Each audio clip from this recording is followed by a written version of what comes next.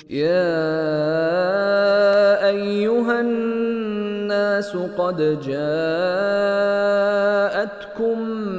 موعظة من ربكم وشفاء لما في الصدور وهدى ورحمة للمؤمنين. قل بفضل الله وبرحمته فبذلك فليفرحوا هو خير مما يجمعون. نحمده ونصلي على رسوله الكريم اما بعد فاعوذ بالله السميع العليم من الشيطان الرجيم بسم الله الرحمن الرحيم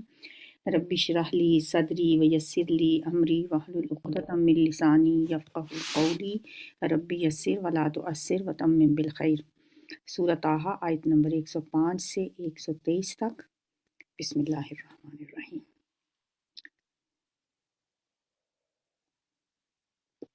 وَيَسْأَلُونَكَ،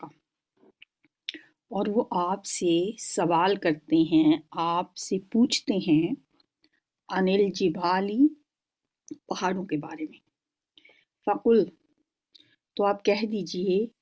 ینسفھا، اڑا دے گا ان کو، ریزہ ریزہ کر دے گا ان کو، دھول بنا دے گا ان کو، ربی، میرا رب، نسفاً، بکھیر کر، میرا رب ان کو دھول بنا کر اڑا دے گا، میرا رب ان کو ریزہ ریزہ کر دے گا۔ پہاڑوں کے بارے میں سوال کسی نے کیا ہوگا کہ قیامت کا جو نقشہ آپ کھینچ رہے ہیں اس سے تو ایسا معلوم ہوتا ہے کہ دنیا بھر کے لوگ کسی ہموار میدان میں چلے جائیں گے، تو پھر یہ بڑے بڑے پہاڑ اس وقت کہاں جائیں گے؟ اب یہ سوال انہوں نے کیوں کیا؟ کیونکہ مکہ جس جگہ پہ واقع ہے اس کی حالت ایک حوض کی طرح سے ہے جس کے چاروں طرف اونچے اونچے پہاڑ ہیں۔ سوال کرنے والے نے انہی پہاڑوں کی طرف اشارہ کر کے یہ بات کہی ہوگی، تو پھر اللہ تعالیٰ نے اس کا اسی وقت یہ جواب دے دیا کہ یہ پہاڑ تو کوٹ کر اس طرح ریزہ ریزہ کر دیے جائیں گے جیسے ریت کے ذرے، اور ان کو دھول کی طرح اڑا کر ساری زمین ایک ایسا ہموار میدان بنا دی جائے گی کہ اس میں کوئی اونچ نیچ نہیں رہے گی۔ فَيَذَرُهَا، پھر بنا چھوڑے گا اس کو، پھر چھوڑ دے گا اس کو، یعنی بنا دے گا اس کو، قاعًا صفصفاً، ایک چٹیل میدان، زمین کو ایسا ہموار چٹیل میدان بنا دے گا، قاعًا صفصفاً، ایک ایسی ہموار جگہ، ایک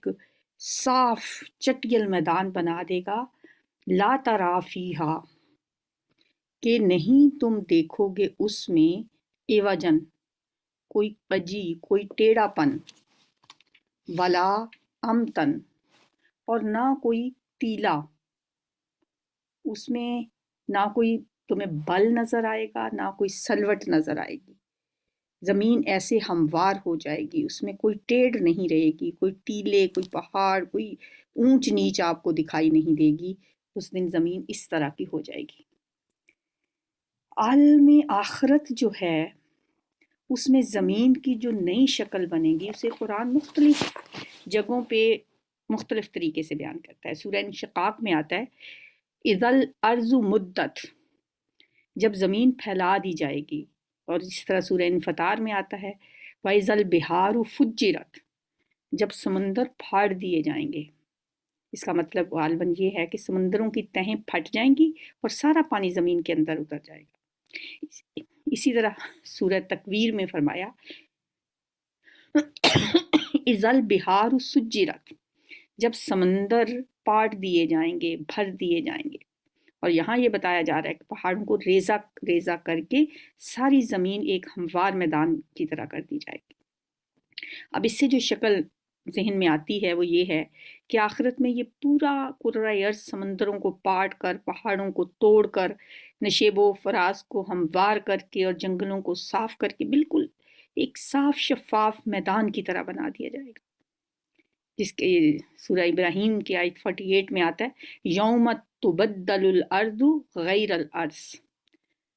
وہ دن جب زمین بدل کر کچھ سے کچھ کر دی جائے گی، اور یہی زمین کی وہ شکل ہوگی جس پر قیامت قائم ہوگی، اللہ تعالیٰ کی عدالت لگے گی۔ اور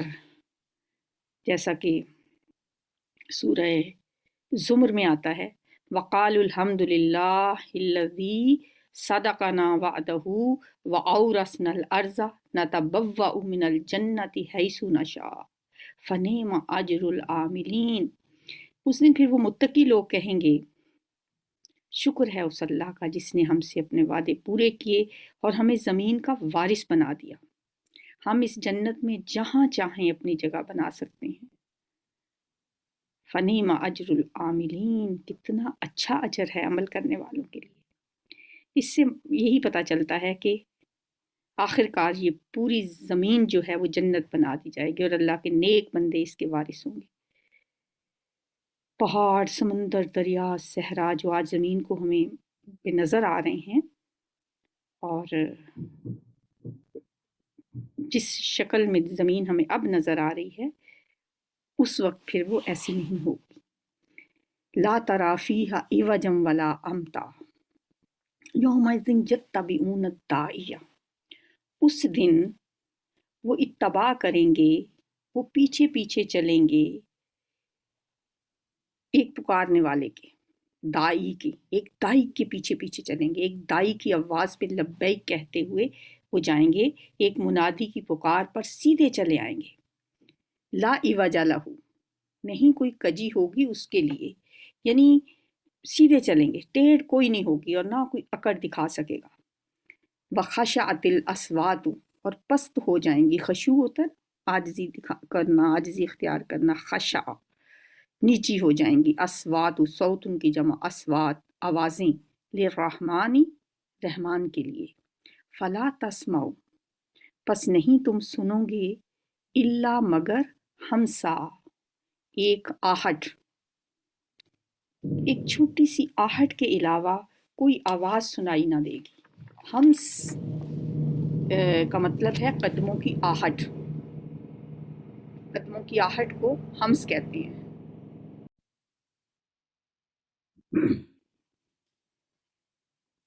جی، ہمسا کا مطلب ہوا پھر چپکے چپکے بولنے کی آواز، اونٹ کے چلنے کی آواز، اور ایسی ہی ہلکی آوازوں کے لیے یہ لفظ بولا جاتا ہے۔ یعنی قیامت کا دن وہ ایسا دن ہوگا کہ وہاں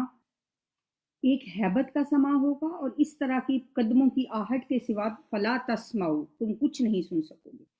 یومئذ اس دن لا تنفع الشفاعت نہیں فائدہ دے گی کوئی شفاعت، کوئی سفارش اس دن کوئی فائدہ نہیں دے گی۔ لوگ کہتے ہیں نا کہ ہمیں تو فلاں سفارش کر کے بچا لے گا، ہمیں اس کی سفارش سے ہم جنت میں چلے جائیں گے۔ اس دن تو کسی کو دم مارنے کی ضرورت نہ ہوگی، کہاں کوئی سفارش کے لیے خود زبان کھول سکے۔ شفاعت یا سفارش وہی کر سکے گا، الا مگر من اذن لہ الرحمن جس کو اجازت دی ہو رحمان نے، جس شخص کو اللہ تعالیٰ کی طرف سے بارگاہ الہی سے سفارش کرنے کی اجازت مل جائے وہی اس سے سفارش کر سکے۔ اللہ تعالیٰ بولنے کی اجازت ہر کسی کو نہیں دے گا، اور ورضی لہ قولا اور پسند کرے اس کے لیے بات کرنا، جس کے لیے اللہ بات کرنا پسند کرے، جس کو اللہ شفاعت کی اجازت دے گا وہی زبان کھول سکے گا۔ قرآن میں ایک جگہ ہم نے پڑھا آیت الکرسی میں، من ذا الذی یشفع عندہ الا باذنہ، کون ہے جو اس کی اجازت کے بغیر اس کے سامنے سفارش کر سکے۔ اور پھر ایک جگہ فرمایا وَيَوْمَ يَقُومُ الرُّوحُ وَالْمَلَائِكَةُ صَفًّا لَا يَتَكَلَّمُونَ إِلَّا مَنْ أَذِنَ لَهُ الرَّحْمَنُ وَقَالَ صَوَابًا، وہ دن جب کہ روح اور ملائکہ سب صف بستہ کھڑے ہوں گے، ذرا بات نہ کریں گے، صرف وہی بول سکے گا جسے رحمان اجازت دے اور جو ٹھیک بات کہے۔ دوسری طرف ارشاد ہوا وَلَا يَشْفَعُونَ إِلَّا لِمَنِ ارْتَضَىٰ وَهُمْ مِنْ خَشْيَتِهِ مُشْفِقُونَ، اور وہ کسی کی سفارش نہیں کرتے سوائے اس شخص کے جس کے حق میں سفارش سننے پر رحمان راضی ہو اور وہ اس کے خوف سے ڈرے ڈرے رہتے ہیں۔ ایک جگہ آیا سورہ انبیاء کی آیت 28 میں، کم من ملکن فی السماوات لا تغنی شفاعتہم شیئا الا من بعد ان یأذن اللہ لمن یشاء ویرضی، کتنے ہی فرشتے آسمانوں میں ہیں جن کی سفارش کچھ بھی فائدہ نہیں دے سکتی سوائے اس صورت کے کہ اللہ سے اجازت لینے کے بعد کی جائے، اور ایسے شخص کے حق میں کی جائے جس کے لیے وہ سفارش سننا پسند کرے اور جس کے لیے وہ سفارش سننا چاہے۔ یہ سورہ نجم کی آیت 26 ہے۔ اب ان باتوں سے کیا پتہ چلتا ہے کہ کوئی بھی قیامت کے دن اللہ کے سامنے اس کی اجازت کے بغیر سفارش نہیں کر سکے گا، الا من اذن لہ الرحمن ورضی لہ قولا، اور وہ اس کے لیے اللہ پسند کرے کہ وہ میرے سامنے بول سکے۔ یعلم ما بین ایدیہم، وہ جانتا ہے جو ان کے سامنے ہے، وما خلفہم، اور جو ان کے پیچھے ہے، یعنی اللہ کا علم تو بہت وسیع ہے۔ ولا یحیطون، اور نہیں وہ احاطہ کر سکتے، بھی اس کا علم سے۔ اب یہ وجہ بتا دی گئی کہ شفاعت پر یہ پابندی کیوں ہے۔ فرشتے ہوں، نبی ہوں، ولی ہوں، کسی کو بھی یہ پتہ نہیں ہے اور یہ پتہ ہو بھی نہیں سکتا کہ جس کے حق میں وہ سفارش کر رہا ہے اس کا پچھلا ریکارڈ کیسا ہے، کون دنیا میں کیا کرتا رہا ہے۔ اس کے برعکس اللہ کو ہر ایک کے پچھلے کاموں، پچھلے جو بھی وہ کرتا رہا ہے، یعلم ما بین ایدیہم وما خلفہم، اللہ جانتا ہے۔ جو بھی شخص ہے اللہ کو پتہ ہے کہ اس کا اگلا پچھلا ریکارڈ کیا ہے، لیکن جو سفارش کرنے والا ہے اسے تو کچھ بھی پتہ نہیں ہے۔ اللہ تو یہ بھی جانتا ہے کہ وہ بندہ نیک ہے تو کتنا نیک ہے، مجرم ہے تو کس درجے کا مجرم ہے، معافی کے قابل ہے یا نہیں، اسے کتنی سزا ملنی چاہیے۔ ایسی صورت میں یہ کیسے ہو سکتا ہے کہ کوئی فرشتے یا انبیاء یا کوئی ولی جو ہوں ان کو سفارش کی کھلی چھٹی دے دی جائے اور ہر ایک جس کے حق میں جو سفارش کرنا چاہے کر دے۔ دنیا میں بھی ایک معمولی افسر اپنے ذرا سے محکمے میں اگر اپنے ہر دوست یا کسی رشتہ دار کی سفارشیں سننے لگے تو 4 دن میں سارے محکمے کا بیڑا غرق ہو جائے گا۔ پھر بھلا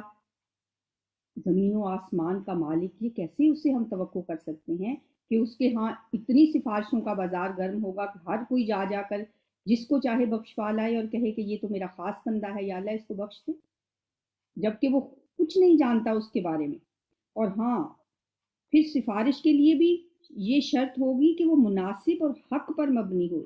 فرمایا وقال صوابا، اور وہ بات ٹھیک کہے۔ ہر طرح کی سفارش وہاں پہ قبول نہیں ہوگی۔ وَأَنَتِ الْوُجُوهُ، اور جھک جائیں گے سب چہرے، لِلْحَيِّ الْقَيُّومِ، زندہ قائم رہنے والے کے لیے۔ یہ جو لفظ ہے نا حی قیوم، یہ اللہ کے کا جو اسم اعظم ہے، کہا جاتا ہے کہ اس میں ہی ہے، یہی ہے۔ اور یہ یہاں قرآن میں 30 دفعہ یہ آیا، ایک دفعہ آیت الکرسی میں، دوسری دفعہ سورہ آل عمران میں، اور تیسری دفعہ یہ اللہ کا نام اکٹھا حی القیوم آیا ہے۔ للحی القیوم، زندہ قائم رہنے والے کے لیے اس دن چہرے جھک جائیں گے۔ وقد خوابا، اور یقیناً ناکام ہوگا، خوابا کا مطلب ہوتا ہے ناکام ہونا، من جس نے حاملہ ظلم، جس نے بوجھ اٹھایا ظلم کا۔ حی قیوم کے سامنے سب جھک جائیں گے، اور اس دن نامراد کون ہوگا؟ جس نے ظلم کا بوجھ اٹھایا ہوا ہوگا۔ ظلم کیا ہے؟ سب سے بڑا ظلم تو شرک ہے۔ اس کے علاوہ بھی جس نے جو بھی گناہ کیا، جو بھی جرم کیے، جو بھی ظلم کیے، ان کے جو بوجھ اٹھائے ہوئے آئے گا تو یقیناً ناکام ہو جائے گا۔ وَمَن يَعْمَلْ مِنَ الصَّالِحَاتِ، اور جو شخص عمل کرے گا نیک، وَهُوَ مُؤْمِنٌ، اور یہ کہ وہ مومن بھی ہوگا، فَلَا يَخَافُ ظُلْمًا وَلَا حَظْمًا، نہیں وہ ڈرے گا کسی بے انصافی سے، اور ولا حزمہ، اور نہ حق تلفی سے۔ ایسا شخص جو مومن بھی ہوگا اور نیک اعمال بھی کر کے لائے گا، اسے پھر کسی قسم کا کوئی خوف نہیں ہوگا، ولا یخاف، وہ پھر ڈرے گا نہیں، یعنی وہاں فیصلہ میرٹ کی بنیاد پہ ہوگا۔ جو شخص کسی ظلم کا بار اٹھائے ہوئے آئے گا، خواہ اس نے ظلم اپنے خدا کے حقوق پر کیا ہو یا خلق خدا کے حقوق پر یا خود اپنی جان پہ ظلم کیا ہو، بہرحال یہ چیز اسے کامیابی کا منہ نہیں دیکھنے دے گی۔ دوسری طرف وہ لوگ جو ایمان اور عمل صالح دونوں چیزیں لے کے آئے، ان کے لیے وہاں نہ تو اس بات کا کوئی خطرہ ہے کہ ان پر ظلم ہوگا، یعنی خام خواہ بے قصور ان کو سزا دی جائے گی، اور نہ کوئی ایسا خطرہ ہے کہ ان کے لیے ان کے سارے اعمال پہ پانی پھیر دیا جائے گا، ان کی حق تلفی بھی نہیں ہوگی۔ تو پھر ضرورت کس سمجھ کی ہے کہ ہم اس دنیا میں ایمان کی حالت میں نیک اعمال کریں اور ہر قسم کے ظلم سے بچیں، حقوق اللہ کی پامالی بھی نہ کریں اور حقوق العباد کی پامالی بھی نہ کریں۔ وَكَذَلِكَ، اور اسی طرح انزلناہ، ہم نے نازل کیا ہے اسے قرآن عربین، عربی قرآن بنا کر، قرآن حکیم کو ہم نے عربی میں نازل کیا، وَصَرَّفْنَا، اور ہم نے پھیر پھیر کر بیان کی، فیہ، اس میں، من الوعید، وعیدیں، ڈر، اس میں ہم نے ڈر سنائے ہیں، اگر یہ کرو گے تو یہ ہو جائے گا، تنبیہات کی ہیں اللہ نے۔ ابھی جیسے پیچھے بتایا کہ جو ظلم کا بوجھ اٹھا کے آئے گا، کیا تھا یہ، من خواب من حمل الظلم، یہ وعیدیں ہی ہے نا، کہ جس نے ظلم کا بوجھ اٹھایا وہ قیامت کے دن ناکام ہو جائے گا، نامراد ہو جائے گا۔ وَصَرَّفْنَا فِيهِ مِنَ الْوَعِيدِ، اور ہم نے پھیر پھیر کر بیان کی اس میں ڈرانے کی باتیں، کیوں، لَعَلَّهُمْ يَتَّقُونَ، تاکہ وہ ڈر جائیں، اس دنیا میں رہتے ہوئے ڈر جائیں۔ سورہ رحمان میں آتا ہے وَمَن وَلِمَنْ خَافَ مَقَامَ رَبِّهِ جَنَّتَانِ، جو شخص اس دنیا میں رہتے ہوئے اپنے رب کے سامنے کھڑا ہونے سے ڈر گیا، اس کے لیے کیا ہے، جنات، دو باغات۔ اور یحدث لہم ذکرا، یا پیدا کر دے ان کے لیے کوئی نصیحت۔ قرآن ہم نے کیوں نازل کیا، یہاں سے بات شروع ہو رہی ہے، اور اسی طرح ہم نے نازل کیا قرآن عربی زبان میں، اور ہم نے پھیر پھیر کے بیان کی ہیں اس میں ڈرنے کی باتیں، کیوں، تاکہ وہ ڈر جائیں، یا یحدث، پیدا ہو جائے، لہم ذکرا، ان کے لیے کوئی نصیحت، ان کے لیے نصیحت ان کے دلوں میں پیدا ہو جائے، کیونکہ قرآن ایک نصیحت ہے، قرآن ذکر ہے، قرآن انسان کے دل میں ایک وائبریشن پیدا کر دیتا ہے۔ اب کچھ بھی سمجھ نہ آ رہی ہو نا، پھر بھی اگر آپ غور سے توجہ سے قرآن کی تلاوت سنیں، آپ اپنے دل میں ایک اللہ کا خوف محسوس کریں گے، آپ ایک دل میں ایک تسکین سی محسوس کریں گے، کیونکہ یہ اللہ کا کلام ہے، یہ نصیحت ہے، لیکن نصیحت کس کے لیے ہے، جو نصیحت حاصل کرنا چاہے۔ قرآن کہتا ہے فَهَلْ مِن مُدَّکِرٍ، کوئی ہے نصیحت پکڑنے والا، وَلَقَدْ يَسَّرْنَا الْقُرْآنَ لِلذِّکْرِ فَهَلْ مِن مُدَّکِرٍ، ہم نے تو اس کو سمجھنے کے لیے آسان کر دیا ہے، کوئی ہے جو نصیحت پکڑے۔ تو اسی لیے قرآن ہم نے نازل کیا ہے تاکہ وہ ڈریں، اور یحدث لہم ذکرا، یا ان کے دل میں کچھ ہوش کے آثار اس کی بدولت پیدا ہوں۔ فَتَعَالَى اللَّهُ الْمَلِكُ الْحَقُّ، پس اللہ ہی بلند و بالا ہے، بالا و برتر ہے، وہی بادشاہی حقیقی ہے۔ اعلیٰ کا مطلب ہوتا ہے، کہتے ہیں نا اللہ تعالی، اللہ بلند ہے، فتعال اللہ، بلند ہے اللہ، الملک الحق، جو حقیقی بادشاہ ہے۔ فلا تعجل، عین جیم لام اجلت سے ہے یہ لفظ، اجلت کیا ہوتا ہے، جلدی کرنا، ولا تعجل، اور آپ جلدی نہ کریں، بالقرآنی، قرآن پڑھنے میں، من قبلی، اس سے پہلے، ان یقضا، یہ کہ پوری کی جائے، الیکا، آپ کی طرف، وحیہ، اس کی وحی، وقل رب زدنی علما، اور آپ کہیے، دعا کیجئے کہ اے پروردگار مجھے مزید علم عطا فرما، میرے علم میں اضافہ فرما۔ یہ جو ہے نا اجلت والی بات، یہ اس سے پہلے بھی ہو چکی ہے۔ اللہ تعالیٰ نے قرآن پاک میں ایک اور موقع پہ بھی نبی صلی اللہ علیہ وسلم کو اس بات پہ ٹوکا تھا۔ یہ شروع زمانے کی چونکہ صورت ہے، سورۃ طٰہٰ بھی ابتدائی زمانے میں نبی صلی اللہ علیہ وسلم کو ابھی اخذ وحی کی اچھی طرح سے عادت نہیں پڑی تھی۔ جب وحی آپ پہ آتی تو کئی مرتبہ آپ سے یہ ہوتا کہ کوئی نہ آپ جلدی جلدی اس کو دہرانا شروع کر دیتے، جیسے ہم بھی ایسے کرتے ہیں کہ جب یاد کرنی ہوتی ہے نا چیز، تو قرآن بھی جیسے ہم نے جب یاد کرنا ہو، کوئی ہم سن رہے ہوں، تلاوت سن رہے ہیں، تو ہم اس کے ساتھ ساتھ پڑھنا شروع کر دیتے ہیں۔ یہ نہیں کرنا چاہیے، یہاں بھی اسی چیز سے منع کیا جا رہا ہے۔ آپ پہ جب وہی جبریل علیہ السلام آپ کو پڑھ کے سناتے ہوں گے تو آپ کو یہ ہوگا کہ شاید میں بھول نہ جاؤں، آپ اس کے ساتھ ہی دہرانا شروع کر دیتے۔ تو سورہ قیامت کے نزول کے موقع پہ بھی یہی ہوا، تو اللہ تعالیٰ نے اس وقت بھی آپ کو ٹوکا اور فرمایا لا تحرک بہ لسانک لتعجل بہ انا علینا جمعہ وقرآنہ فاذا قرأناہ فاتبع قرآنہ ثم ان علینا بیانہ۔ اسے یاد کرنے کی جلدی میں اپنی زبان کو بار بار حرکت نہ دیا کریں، اسے یاد کرا دینا اور پڑھوا دینا ہمارے ذمے ہے، لہٰذا جب ہم اسے سنا رہے ہوں تو غور سے سنتے رہو، پھر اس کا مطلب سمجھا دینا بھی ہمارے ذمے ہے۔ تو یہ سورہ قیامت میں اللہ تعالیٰ نے فرمایا تھا لا تحرک بہ لسانک لتعجل بہ۔ یہاں پہ بھی یہی بات فرمائی جا رہی ہے ولا تعجل بالقرآن من قبل ان یقضى الیک وحیہ، اور نہ آپ جلدی کریں قرآن پڑھنے میں اس سے پہلے کہ پوری کی جائے آپ کی طرف وحی، یعنی جب وہ جبریل آپ کو پڑھ کے سنا رہے ہیں آپ بیچ میں ساتھ ساتھ نہ پڑھیں۔ ہمیں بھی یہ حکم ہے کہ جب قرآن پڑھا جا رہا ہو اس وقت آپ خاموش رہیں۔ وَإِذَا قُرِئَ الْقُرْآنُ فَاسْتَمِعُوا لَهُ وَأَنصِتُوا، جب قرآن پڑھا جا رہا ہو تو خود خاموش رہیں اور اس کو سنیں۔ ہم اکثر یہ غلطی کرتے ہیں، تلاوت سنتے ہوئے جو حصہ ہمیں آتا ہو نا ہم فوراً ساتھ ساتھ پڑھنا شروع کر دیں۔ یا کبھی آپ نے دیکھا ہو کہ کوئی دعا مانگ رہا ہو تو جو ہمیں آ رہا ہو، جیسے سورہ فاتحہ میں آتی ہے تو وہ جو دعا مانگنے والا سورہ فاتحہ پڑھا ہم اس کے ساتھ ساتھ پڑھنا شروع کرتے ہیں۔ تو ہمیں حکم یہ ہے کہ ہم سنیں۔ وَإِذَا قُرِئَ الْقُرْآنُ فَاسْتَمِعُوا لَهُ وَأَنصِتُوا، اور جب قرآن پڑھا جائے تو اسے غور سے سنو اور خاموش رہو۔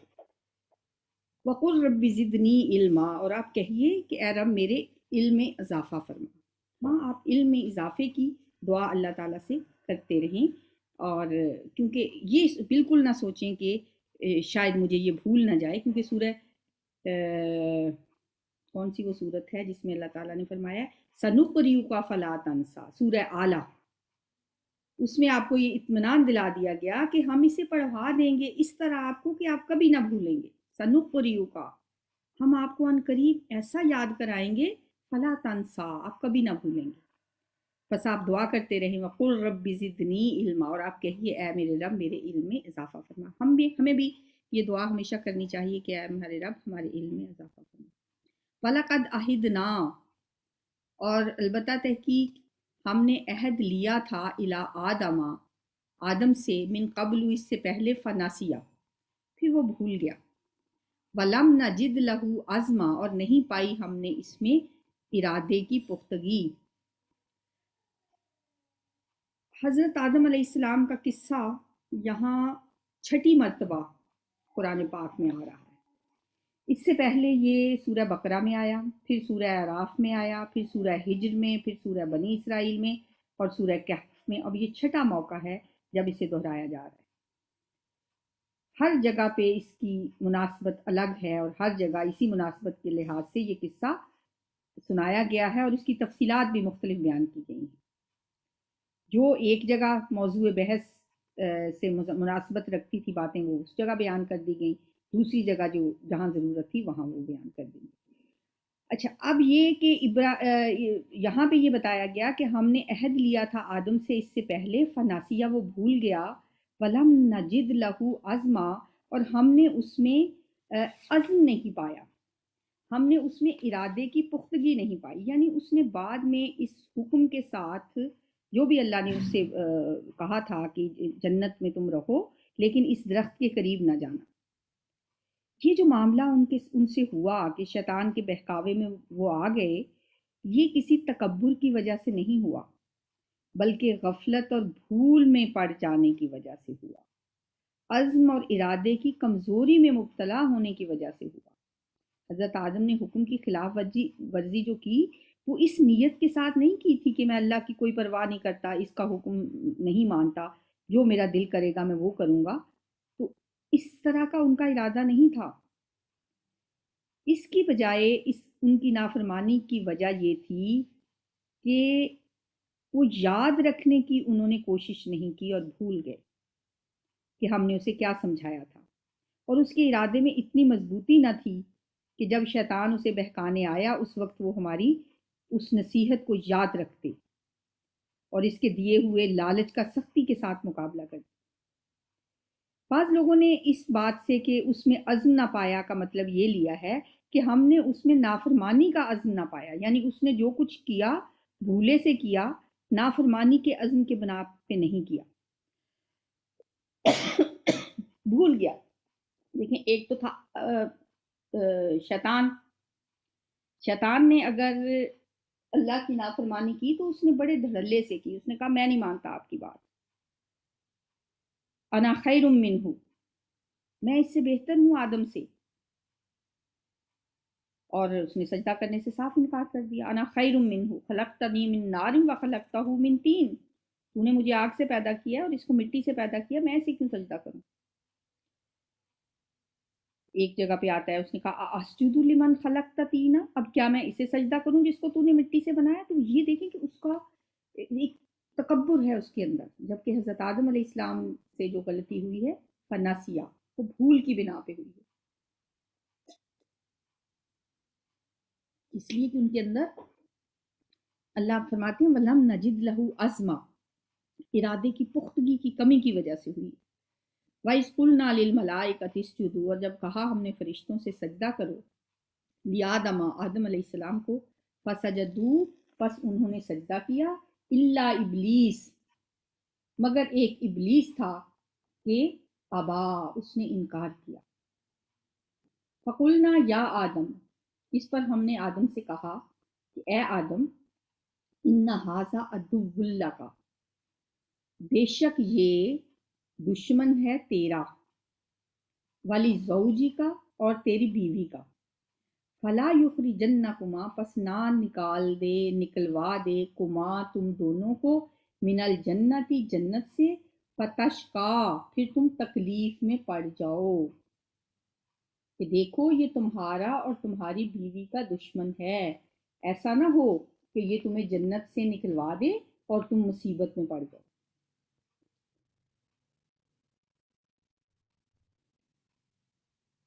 یہ اللہ تعالیٰ نے پیشگی ان کو سمجھا دیا تھا، انہیں بتا دیا تھا، اور حضرت آدم یہ دیکھ بھی چکے تھے کہ ابلیس نے ان کو سجدہ کرنے سے انکار کیا ہے، اور صاف صاف اس نے تکبرانہ انداز میں کہا ہے کہ میں اسے کیوں سجدہ کروں۔ سورت ایک میں آتا ہے کہ اس نے کہا ارأیتک ھذا الذی کرمت علیہ،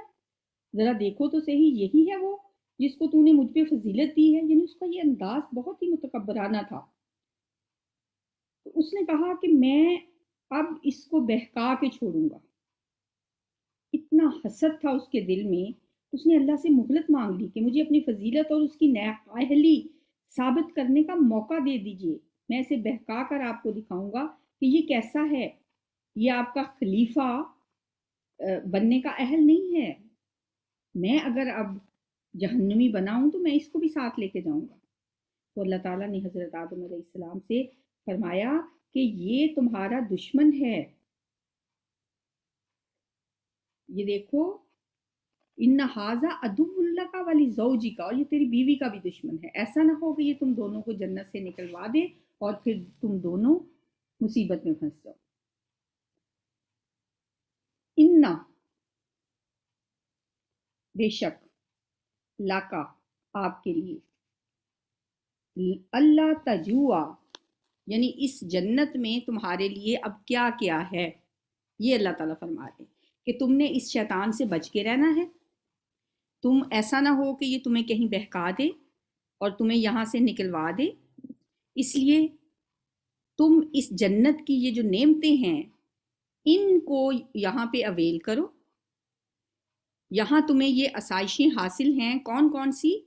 کہ نہ تم بھوکے ننگے رہو گے، اللہ تجوع، نہ تمہیں بھوک لگے گی، فیہا اس میں، ولا تارا، اور نہ تمہیں کوئی اریانی ہوگی، وَأَنَّكَ، اور بے شک تو، لا تزماؤ، نہ تمہیں اس میں پیاس لگے گی، ولا تزہا، اور نہ تمہیں دھوپ لگے گی۔ دیکھیں اس مصیبت کی جس میں جنت سے نکلنے کے بعد انسان کو مبتلا ہونا تھا، وہ تشریح کر دی اللہ نے یہاں پہ۔ جنت کی افضل نعمتوں کا ذکر کرنے کی بجائے 4 بنیادی نعمتوں کا یہاں ذکر کیا گیا، یعنی یہ کہ یہاں تمہارے لیے غذا، پانی، لباس اور رہنے کی جگہ کا انتظام اللہ کی طرف سے کیا جا رہا ہے۔ تمہیں ان سے کوئی چیز بھی حاصل کرنے کے لیے، ان 4 چیزوں کے لیے کوئی کسی قسم کی محنت اور کوشش نہیں کرنی پڑے گی۔ یہ اس سے حضرت آدم پہ یہ بات واضح ہو گئی کہ اگر وہ شیطان کے بہکانے میں آ گئے اور اللہ کے حکم کی خلاف ورزی کریں گے تو جنت سے نکل کر انہیں یہاں کی یہ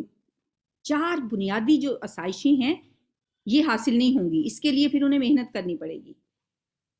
اور اب آپ دیکھ لیں دنیا میں یہی 4 چیزیں ہیں جن کے لیے انسان کو دن رات محنت کرنی پڑتی، کھانا پینا، رہائش، اور تجوع فیہا، نہ تمہیں بھوک ستائے گی، ولا تارا، اور نہ اریانی ہوگی، نہ تم اس میں پیاسے رہو گے، اور نہ ہی تمہیں دھوپ لگے گی، یعنی کہ تمہیں رہنے کا۔ اب یہ 4 جو لفظ ہیں نا ان کو ذرا ہمیں سمجھ لینا چاہیے۔ جو کا مطلب ہوتا ہے بھوک،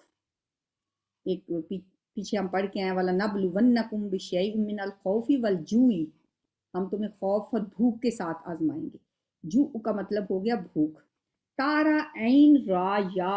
آریا یا را، اریتن ہوتا ہے اریاں ہونا، ننگا ہونا۔ تو تیسری چیز ہے تزماؤ، زمیا یزماؤ، زم ان ہوتا ہے پیاسا ہونا، اور ولا تزہا، اور نہ تم اس میں تمہیں دھوپ لگے گی، زاہیہ یزہا زہن، سورج سے تکلیف اٹھانا۔ ضحیٰ کا وقت بھی ہوتا ہے، ضحیٰ کی نماز جب ہم پڑھتے ہیں وہی سورج نکلتے وقت کا ٹائم، ہم نے ایک قرآن میں آتا ہے وَأَخْرَجَ ضُحَاهَا، اور اس میں نکالا اس کی دھوپ کو۔ تو یہ 4 لفظ ہیں،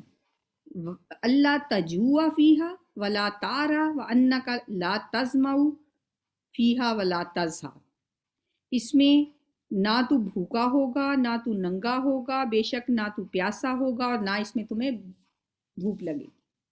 لیکن اس ساری بات کے باوجود فوسوس الیہ الشیطان، وسوسہ ڈالا اس کی طرف شیطان نے۔ شیطان پھر بھی اس کو بہکانے میں، وسوسہ ڈالنے میں کامیاب ہو گیا۔ قال یا آدم، اس نے کہا اے آدم، هل ادلکم، کیا میں تمہیں بتاؤں، علی شجرۃ الخلد، ایک ہمیشگی کے درخت کے بارے میں، وملک لا یبلا، اور ایسی بادشاہت کے بارے میں، لا یبلا، جو کبھی پرانی نہیں ہوگی۔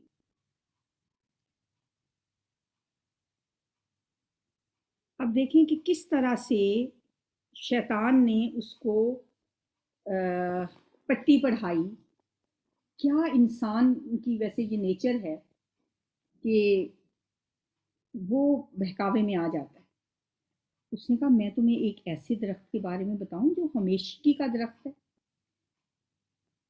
یعنی جس کو کھانے سے تم ہمیشہ رہو گے جنت میں، اور کیا میں تمہیں ایسی بادشاہی کے بارے میں نہ بتاؤں جو کبھی بھی پرانی نہیں ہوگی، بس اس درخت کو کھا لو، اس درخت کا پھل کھا لو، پھر تمہاری یہ یہاں جنت میں جو رہنا ہے یہ ہمیشہ ہمیشہ، پھر تم یہاں پہ رہو گے، پھر تمہیں کوئی یہاں سے نہیں نکال سکے گا۔ بس آگے دونوں بہکاوے میں۔ اب یہاں سے ایک بہت اہم نقطہ ہمیں ملتا ہے، وہ ہے فَأَكَلَا، بس ان دونوں نے کھا لیا، منہا، اس میں سے۔ اب یہ جو ہم سنتے رہتے ہیں نا کہ حضرت حوا نے کو شیطان نے بہکایا اور حضرت حوا جو تھیں وہ اس کے بہکاوے میں آ گئیں اور یہ غلطی ان سے ہوئی، پھر انہوں نے اپنے شوہر کو بھی اس پہ آمادہ کر لیا۔ یہ بات غلط ہے، یہ صیغہ ہے مثنیٰ کا، دونوں نے کھا لیا۔ اگر یہ نہ ہوتا تو پھر کیا ہونا تھا کہ حضرت حوا نے کھایا، ٹھیک ہے، پھر ہونا تھا فَأَكَلْنَا، اس نے کھا لیا، یا فَأَكَلَا، ان دونوں نے کھایا، منہا، اس میں سے، فَبَدَتْ، پس ظاہر ہو گئیں، لَهُمَا، ان دونوں پر، سَوْآتُهُمَا، ان کی شرمگاہیں، وہ جنت کا لباس اتروا لیا گیا۔ نافرمانی کرنے پر کیا کیا گیا؟ جنت میں جو ان کو ایک سرکاری لباس سمجھ لیں کہ اللہ کی طرف سے جو ملا ہوا تھا، سب سے پہلا کام یہ ہوا کہ فوری طور پہ ان کا وہ لباس اتروا لیا گیا۔ اب یہ تو نہیں ہو سکتا تھا کہ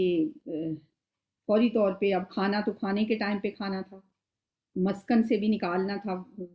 ایک وقت آنے پہ، تو فوری طور پہ جو ہوا وہ یہ ہوا کہ اللہ تعالیٰ نے 4 چیزیں بتائی تھیں نا، کہ تم وہاں پہ نہ بھوکے ہوگے، نہ تمہیں پیاس لگے گی، نہ تمہیں دھوپ لگے گی، اور لباس بھی تمہیں ملے گا۔ تو یہ سب سے پہلے ان کا لباس اتروا لیا گیا۔ وَاتَّفِقَا، اور وہ دونوں چپکانے لگے، یخصفانی، چپکانے لگے، علیہما، اپنے اوپر، وَاتَّفِقَا یخصفانی، اور دونوں نے شروع کیا چپکانا، علیہما، اپنے اوپر، من وارق الجنتی، جنت کے پتے،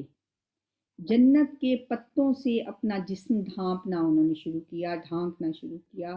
ایک ناول بھی ہے نا، وارق الجنہ، جنت کے پتے، تو اس کا مطلب بھی یہ حجاب وغیرہ ہی ہے، اپنے آپ کو کور کرنے سے ریلیٹڈ ہی ہے وہ کتاب بھی، تو وہ یہیں سے نام لیا گیا ہے۔ انہوں نے اپنے اوپر جنت کے پتے چپکانے شروع کیے، کیونکہ انسان کے اندر جو شرم و حیا کا عنصر اللہ نے رکھا ہے، اس کے تحت ان کی جب شرمگاہیں ان پر ظاہر ہو گئیں تو انہوں نے اپنے اوپر جنت کے پتے درختوں کے چپکانے شروع کیے۔ وَعَصَىٰ آدم، اور نافرمانی کی آدم علیہ السلام نے، ربہ، اپنے رب کی، فغوا، پس وہ بھٹک گیا۔ ثم اجتباہ، پھر اسے چن لیا، ربہ، اس کے رب نے، فتابا، تو اس نے توجہ فرمائی، وہ مہربان ہوا، علیہ، اس پر، وہدا، اور اسے ہدایت دے دی، کیونکہ حضرت آدم علیہ السلام نے اپنی غلطی کا اعتراف کر لیا، تو اللہ تعالیٰ نے اسے اس کی طرف دوبارہ توجہ فرمائی، اس کی توبہ قبول کی اور اسے ہدایت دے دی۔ قال اہبطا، فرمایا اتر جاؤ، منہا، دونوں اتر جاؤ، منہا، اس میں سے، جمیعاً، سب کے سب، بعضکم لبعض عدو، تم میں سے بعض کے دشمن ہیں، یہ آیت ہم پہلے بھی پڑھ کے آئے ہیں۔ فَإِمَّا يَأْتِيَنَّكُم مِّنِّي هُدًى، پھر اگر آئے تمہارے پاس میری طرف سے ہدایت، فَمَنِ اتَّبَعَ، پس جس نے پیروی کی میری ہدایہ، میری ہدایت کی، فَلَا يَضِلُّ، تو نہ وہ گمراہ ہوگا، وَلَا يَشْقَى، اور نہ وہ مشقت میں پڑے گا۔ تو یہی آیت ہم نے سورۃ بقرہ میں بھی پڑھی تھی کہ تمہارے پاس میری طرف سے ایک ہدایت آئے گی، جو کوئی اس کی پیروی کرے گا پھر اس پہ نہ کوئی غم ہوگا، نہ فکر ہوگی، نہ وہ گمراہ ہوگا، نہ مشقت میں پڑے گا۔ وہ ہدایت یہی کتاب ہے، یہی قرآن ہے، یہ جنت سے بھیجتے ہوئے اللہ تعالیٰ نے ہم سے کہا تھا کہ اس کی پیروی کرنا۔ چلیں تلاوت سے۔ وَيَسْأَلُونَكَ عَنِ الْجِبَالِ فَقُلْ يَنسِفُهَا رَبِّي نَسْفًا فَيَذَرُهَا قَاعًا صَفْصَفًا لَا تَرَىٰ فِيهَا عِوَجًا وَلَا أَمْتًا يَوْمَئِذٍ يَتَّبِعُونَ الدَّاعِيَ لَا عِوَجَ لَهُ وَخَشَعَتِ الْأَصْوَاتُ لِلرَّحْمَنِ فَلَا تَسْمَعُ إِلَّا هَمْسًا